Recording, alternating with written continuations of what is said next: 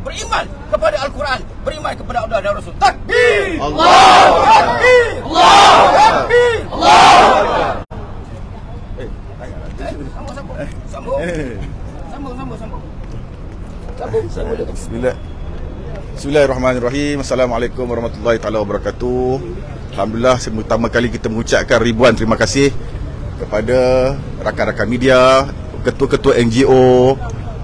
Banyak NGO yang hadir hari ini. Dan saya dapat maklumat petang ni pun akan ada satu memorandum kan daripada PAS akan ada kan. Jadi satu perkara yang bagus. Sebenarnya apa yang kita buat ni siri untuk menyatakan protes ni bukan hanya berlaku di Malaysia. Seluruh dunia telah memula untuk memberikan satu protes yang menunjukkan bahawa rakyat umat Islam tidak berpuas hati dengan tindakan yang dilakukan oleh Ramsus Paludan ni. Nama pun dah pelik dah ni kan. Pertama sekali kita hairan lah. Selama ini dikatakan bahawa orang Islam ni adalah orang yang dikatakan, dikempen mengatakan orang Islam ni teroris. Orang Islam ni sangat zalim, tidak berperi kemanusiaan, tidak bermoral. Tetapi akhirnya yang kita nampak sekarang ni, tindakan-tindakan individu, terutamanya daripada seorang pemimpin parti politik berhaluan kanan, sayap kanan Sweden Denmark ni amat pelik. Tak ada kena mengena, tiba-tiba dia pergi ambil Al-Quran dan dia bakar.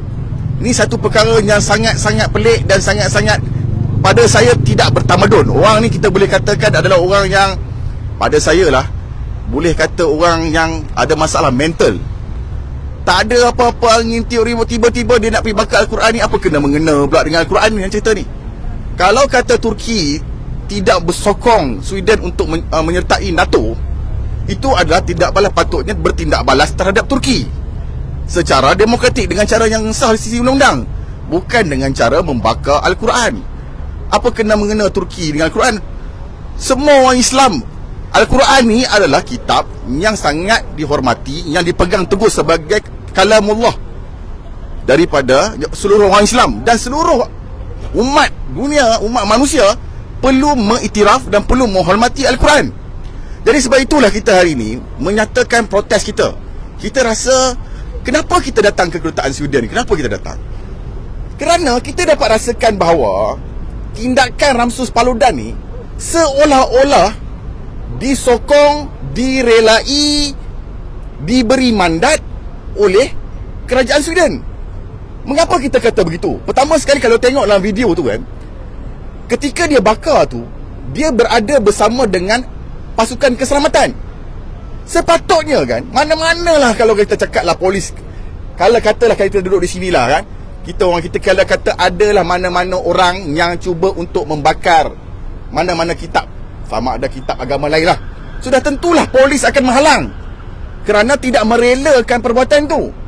Tetapi kenapakah apabila kitab Al-Quran yang menjadi kitab orang Islam ni dibakar berdepan di hadapan, bersama-sama, di-escort, dikawal oleh anggota polis, anggota keselamatan di Sweden, dan tidak ada pihak kerajaan ataupun pihak pasukan keselamatan di Sweden yang menghalang daripada individu ini membakar.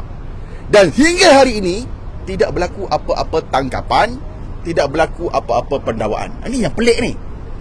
Saya ini soalnya, ini bukan soal Ramsus Paludan. Ini adalah soal stand kerajaan Sweden. Saya boleh berkompromi kalau kata tiba-tiba Ramsus Paludan ini dia bakar dan dia terus ditangkap. Kita nampak maknanya okey, kerajaan Sweden ni nampaknya dia begitu menghormati kitab Al-Quran, menghormati sensitiviti umat Islam. Jadi mana-mana tindakan orang gila, maka dia akan tangkap, dia akan siasat, dia akan tuduh dia mahkamah. Yang peliknya, dia bakar di hadapan awam, di hadapan pihak berkuasa, dan tidak ada sebarang tangkapan, tidak ada sebarang siasatan, dan tidak ada sebarang pertuduhan. Ini yang jadi inilah yang menyedihkan kita. Kita sangat sedih hari ini. Itu puncanya kita sedih. Kenapa kita hadir di depan kedutaan Sweden ni? Kerana kita merasakan bahawa kerajaan Sweden bersekongkol, merelai, bersetuju dengan tindakan ni dia panggil implied agreement, ataupun dia secara tidak langsung bersetuju dengan tindakan yang dilakukan oleh Ramsus Paludan. Kita sebenarnya tak peduli pun Ramsus Paludan ni. Siapa Ramsus Paludan ni? Kita tak peduli. Dia ni satu individu gila pada saya. Yang kita herannya, adakah Sweden turut menjadi gila macam Ramsus Paludan? Kalau Ramsus Paludan nak jadi gila, biarlah dia gila seorang-seorang. Kenapakah kerajaan Sweden tidak mengambil tindakan? Kemarahan kita hari ini adalah kerana kerajaan Sweden tidak mengambil tindakan dengan Ramsus Paludan. Ini menghiris hati kita, menyakitkan hati kita.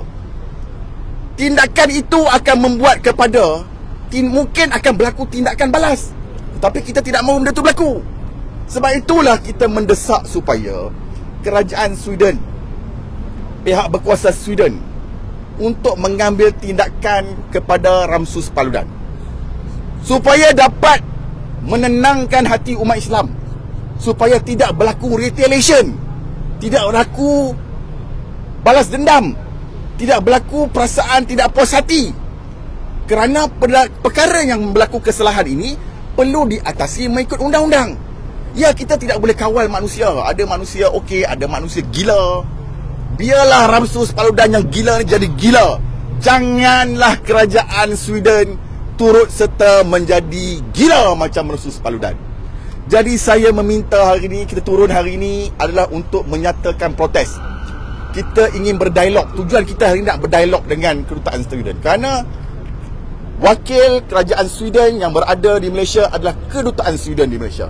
Sudah tentulah kita hari ini NGO hadir untuk membawa sesi dialog, untuk menyatakan bahawa tindakan itu tidak bermoral, tindakan itu tidak beretika. Tak kira mana-mana agama pun tidak boleh menerima kewajaran untuk membakar kitab suci mana-mana agama.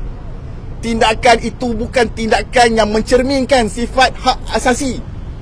Walaupun kita mempunyai, semua orang perlu diiktiraf dari sudut hak asasi untuk bersuara, tetapi hak asasi itu mempunyai batas-batas tertentu. Takkanlah hanya kerana freedom of speech, freedom untuk melakukan sesuatu, seseorang itu boleh dibuat melakukan satu perkara, membakar Al-Quran, membakar kitab suci. Sudah itu tidak boleh diterima oleh akal. Jadi hari ini kita, apa yang kita nak buat very clear. Kita nak minta kerajaan Sweden untuk menyatakan pendirian, sama ada menyokong ataupun tidak menyokong tindakan Ramsus Paludan. Sama ada membiarkan saja Ramsus Paludan itu begitu saja, ataupun dia ditangkap, disiasat, dituduh di mahkamah dan dikenakan hukuman berdasarkan undang-undang kerana telah menghina agama Islam. Jadi hari ini kita hadir adalah satu desakan. Sekiranya tidak ada tindakan daripada pihak Sweden, maka kita bimbang umat Islam akan melakukan tindakan yang mengikut undang-undang seperti tindakan-tindakan yang lain. Kita akan merangka dengan NGO-NGO yang lain. Antara tindakan yang kita rangka dengan PPIM adalah seperti memboikot produk-produk yang ada daripada Sweden.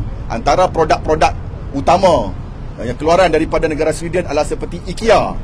Ni kita tak boleh buat apa-apa. Ini salah satu umat Islam yang kita boleh buat adalah sudah sampai masanya untuk kita memboikot IKEA sebagai simbol protes kita terhadap tindakan Sweden yang tidak mengambil tindakan kepada Ramsus Paludan. Itu saja daripada saya. Terima kasih banyak. Assalamualaikum.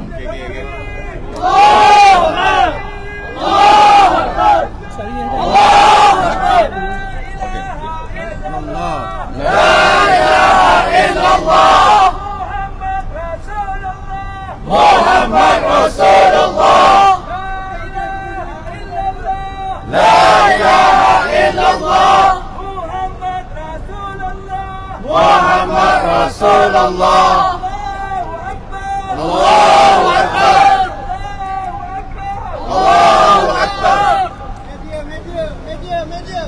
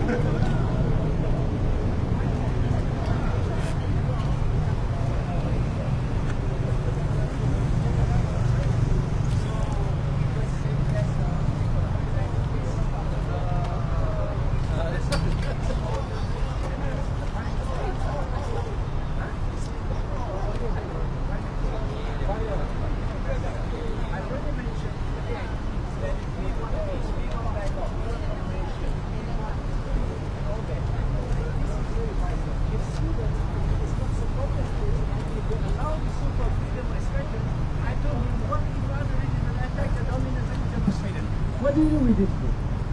So this is a reminder. You cannot say that this is a small matter. This will have international repercussions. I firmly told them that talk to the Prime Minister of Russia that we want you to act on these proposals and come and dialogue with us. We are ready.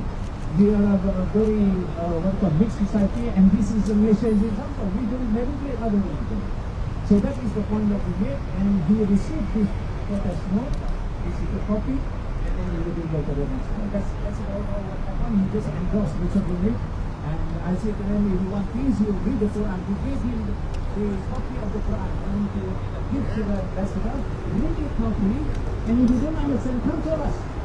Because we are not allowed to denigrate any other religions. That's our principle. That's what we told you. We don't attack your religion, but you must read this. This I think is a very good sensible thing that you will read the Quran. He says, I will try, but again, I ask you to really make sure that you have a proper attitude towards Quran religion, so that Sweden will be again a good country.